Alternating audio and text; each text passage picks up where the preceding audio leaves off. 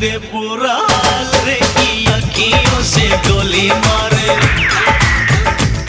की अखियों से गोली मारे, लड़की कमाल रे की अखियों से गोली मारे।